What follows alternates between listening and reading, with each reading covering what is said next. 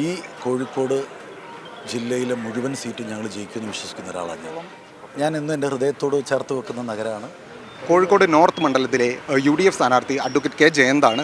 അദ്ദേഹം KPCCയുടെ ജനറൽ സെക്രട്ടറിയാണ്. വർഷങ്ങളായി കോഴിക്കോട് കേന്ദ്രീകരിച്ച് പ്രവർത്തിച്ചു വരുന്ന ആളാണ്. അദ്ദേഹത്തിൻ്റെ വിജയപ്രതീക്ഷകളും എല്ലാ കാര്യങ്ങളും അദ്ദേഹം മീഡിയ വണ്ണുമായി പങ്കുവെക്കുകയാണ്. സ്ഥാനാർത്ഥിത്വം ആദ്യമേ പ്രതീക്ഷിച്ചിരുന്നു ഈ മണ്ഡലം ആണെന്ന് ഏതാണ്ട് ഒരു സൂചന ഉണ്ടായിരുന്നു.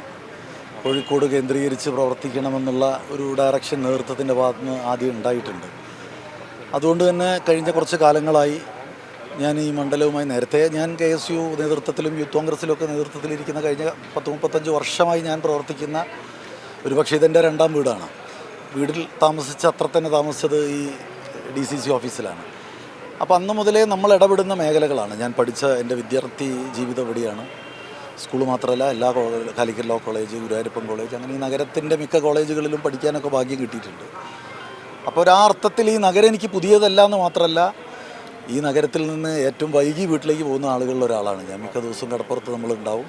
നമ്മുടെ കോഴിക്കോടിൻ്റെ ആ ഒരു ജീവിതം ഉണ്ടല്ലോ, സൊറ പറഞ്ഞിരിക്കുക എന്നുള്ളത്, അതേറെ ഇഷ്ടപ്പെടുന്ന ഒരാളാണ്. ഒരു വലിയ സൗഹൃദ കൂട്ടായ്മ ഞങ്ങളൊക്കെ ഉണ്ട്. അപ്പോൾ ആ അർത്ഥത്തിൽ ഈ നഗരം എന്നെ സംബന്ധിച്ചിടത്തോളം ഞാൻ ഇന്ന് എൻ്റെ ഹൃദയത്തോട് ചേർത്ത് വെക്കുന്ന നഗരമാണ്. അതുകൊണ്ട് തന്നെ കഴിഞ്ഞ 10-35 വർഷം പൊതുരംഗത്ത് പ്രവർത്തിച്ച എന്നെ സംബന്ധിച്ചിടത്തോളം ഈ തെരഞ്ഞെടുപ്പ് ജയിക്കാൻ സാധിക്കുന്നുള്ള കാര്യത്തിൽ എനിക്ക് യാതൊരു സംശയവുമില്ല. തദ്ദേശ തെരഞ്ഞെടുപ്പിൽ കോൺഗ്രസ് വലിയ മുന്നേറ്റം കോഴിക്കോട് ജില്ലയിൽ ഉണ്ടാക്കിയിട്ടുണ്ട്. ആ ഒരു മുന്നേറ്റം ഈ നിയമസഭാ തെരഞ്ഞെടുപ്പിലും കോൺഗ്രസിന് ലഭ്യമാകും. ഞാൻ ഉറച്ചു വിശ്വസിക്കുന്നു ഈ കോഴിക്കോട് ജില്ലയിലെ മുഴുവൻ സീറ്റും ഞങ്ങൾ ജയിക്കുമെന്ന് വിശ്വസിക്കുന്ന ഒരാളാണ് ഞാൻ. അത് കേവലമായി ഒരു വലിയ പ്രതീക്ഷ പറയില്ല. കണക്കുകളാണല്ലോ നമ്മൾ ഇലക്ഷനെ സംബന്ധിച്ചിടത്തോളം ആത്യന്തികമായി നമ്മൾ ഡിപ്പെൻഡ് ചെയ്യേണ്ടത്. ഈ കഴിഞ്ഞ പാർലമെൻറ്റ് തെരഞ്ഞെടുപ്പല്ല, കഴിഞ്ഞ തെരഞ്ഞെടുപ്പിലും മുഴുവൻ അസംബ്ലി മണ്ഡലങ്ങളിലും ഞങ്ങൾ മുന്നിലെത്തിയിട്ടുണ്ട്. ഈ കഴിഞ്ഞ പാർലമെൻറ്റ് തെരഞ്ഞെടുപ്പിൽ ഈ ജില്ലയിൽ UDFന് ഏറ്റവും കുറവ് ഭൂരിപക്ഷം 12,000 വോട്ടാണ്. എലത്തൂർ മണ്ഡലത്തിൽ 12,000 വോട്ട് ഒരു കുറവ് വോട്ടല്ലല്ലോ. അപ്പോൾ ഞങ്ങളെ സംബന്ധിച്ചിടത്തോളം ഈ 13 സീറ്റിൽ ഏറ്റവും കുറവ് അതാണ്.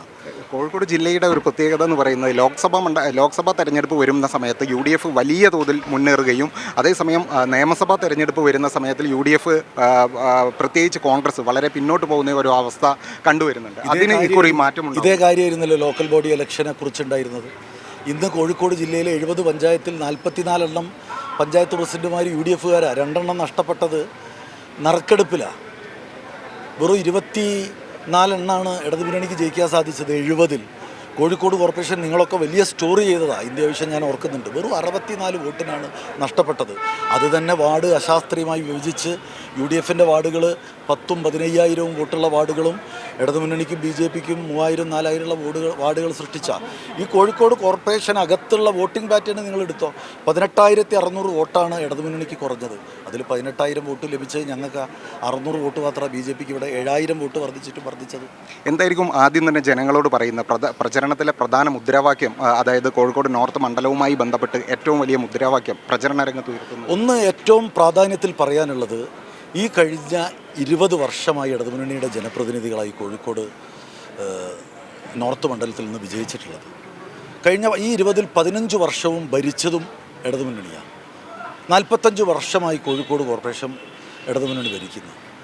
കേരളത്തിലെ ഏറ്റവും വലിയ നഗരങ്ങളിലൊന്നാണ് കോഴിക്കോട്. അതിനനുസൃതമായൊരു വളർച്ച ഈ നഗരത്തിന് ഉണ്ടായിട്ടില്ല എന്ന് മാത്രമല്ല, ഈ നഗരം എത്രയോ പുറകോട്ട് പോയിരിക്കുന്നു. അപ്പോൾ നമുക്കറിയാം, ഏത് നഗരത്തിലേക്ക് കടന്നു വരുമ്പോൾ ആ നഗരത്തിനൊരു മുഖം ഉണ്ടാവും. ഇന്ന് നമുക്കൊരു മുഖമുണ്ട്, അത് മാനാഞ്ചിറ മൈതാനം. ഈ നഗരത്തിൻ്റെ ഹൃദയം എന്ന് പറയുന്നത് അതാണ്. അത് 2001-ൽ സുജനപാലും ഡോക്ടർ MK മുനീറും MLA-മാരായിരിക്കുന്ന കാലഘട്ടത്തിൽ അന്ന് കോർപ്പറേഷൻ ഭരണം ഉണ്ടായിരുന്നില്ല. അന്ന് സർക്കാർ ഉദ്യോഗസ്ഥ ഭരണമായിരുന്നു. അന്ന് കൗൺസിൽ ഉണ്ടായിരുന്നില്ല. അന്ന് കോൺഗ്രസ് UDF ആയിരുന്നു കേരളം ഭരിച്ചിരുന്നത്. ഈ സുജനപാലും ഡോക്ടർ MK മുനീറും പോലുള്ള വളരെ ദീർഘവീക്ഷണമുള്ള ഈ നഗരത്തെക്കുറിച്ച് കാഴ്ചപ്പാടുള്ള മനുഷ്യർ ജില്ലാ ഭരണകൂടവുമായി ഒത്തുചേർന്നാണ് ഇന്ന് ഈ മുഖമെങ്കിലും ഉണ്ടാക്കിയത്. അതായത് നഗരത്തിൻ്റെ വികസന രംഗത്തുള്ള പിന്നോക്കാവസ്ഥയായിരിക്കും പ്രധാനമായിട്ടും തെരഞ്ഞെടുപ്പിൽ ചർച്ച. അതോടൊപ്പം ഏറ്റവും പ്രാധാന്യത്തിൽ ചർച്ച ചെയ്യാൻ ഞങ്ങൾ ആഗ്രഹിക്കുന്ന, ഈ നഗരത്തിൽ നിന്ന് പുതിയ തലമുറയിൽപ്പെട്ട കുട്ടികൾ പോവുക, അവർക്ക് തൊഴിലവസരങ്ങൾ ഇല്ലാത്തത് കൊണ്ട് അവർക്ക് പോവേണ്ടി വരുന്നത്. ഇപ്പോൾ നമ്മൾ വർക്ക് ഫ്രം ഹോമിൻ്റെ കാലം, ഈ കോവിഡ് കാലത്തിന് ശേഷം 10,000-കണക്കിന് ബാംഗ്ലൂർ ഹൈദരാബാദും ജോലി ചെയ്യുന്നവർ ഈ നഗരത്തിൽ ജീവിക്കുന്നുണ്ട്. ഇവിടെ സൈബർ പാർക്കുകൾ സൃഷ്ടിക്കുവാൻ സർക്കാരിന് സാധിക്കണ്ടേ? നമ്മുടെ ആകെ ഒറ്റയൊന്നാണ്. ശരിക്കും കോഴിക്കോടിന് എന്തൊരു പൊട്ടൻഷ്യൽ ഉണ്ട്, അത് ഉപയോഗിക്കപ്പെടണ്ടേ? ഈ നഗരത്തിൻ്റെ യൗവനങ്ങൾ ഇവിടെ പിടിച്ചു നിർത്തണ്ടേ?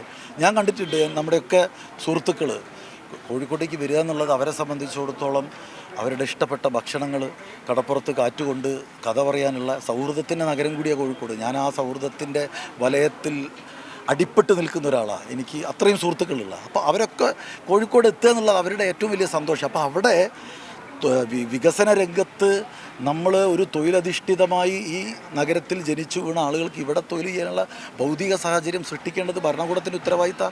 അതൊക്കെ നിറവേറ്റുന്നതിൽ വളരെ വലിയ പരാജയ ഭരണകൂടത്തിൻ്റെ ഭാഗത്തുണ്ടായത്. പിന്നെ വേറെ പ്രധാനം, ഇപ്പം എൻ്റെയൊക്കെ കുട്ടിക്കാലത്ത് എൻ്റെ ഓർമ്മയിൽ ഏറ്റവും പ്രധാനപ്പെട്ട കാര്യം എല്ലാ വർഷവും നടക്കുന്ന സേഠ്നാജി ടൂർണമെൻറ്റാണ്. മുഹമ്മദൻസ്, മോഹൻ ബഗാൻ, ഈസ്റ്റ് ബംഗാൾ, ഡംബോ ഗോവ, മഹീന്ദ്ര, ഇതൊക്കെ കണ്ടാണ് ഞങ്ങൾ വളർന്നത്. കൽക്കട്ട കഴിഞ്ഞാൽ ഫുട്ബോൾ ആരാധകരുടെ നഗരമാണ് ഇന്ന് ഈ നഗരം എവിടെ എത്തി നിൽക്കുന്നത്. എത്ര ഇൻ്റർനാഷണൽ പ്ലെയേഴ്സ് ഉണ്ടായിരുന്നു, Jiju Jacob, Premnath Philip, Olympian Rahman ഉൾപ്പെടെ. അവരൊക്കെ ഉള്ള ഇന്ന് ഈ നഗരത്തിന് ആ കോർപ്പറേഷൻ സ്റ്റേഡിയത്തിൻ്റെ പുൽമൈതാനം പോലും തകർക്കപ്പെട്ടിരിക്കുക. ഫുട്ബോൾ അന്യം നിന്ന് പോവുക. വികസന രംഗത്തെ പിന്നോക്കാവസ്ഥയടക്കം വലിയ ചർച്ചയാക്കിക്കൊണ്ട് വലിയ പ്രചരണത്തിനാണ് കെ ജയന്ത് നേതൃത്വം നൽകുമെന്ന് പറയുന്നത്. KC ജിജീഷിനൊപ്പം KT Vibeesh, media 1 Kozhikode.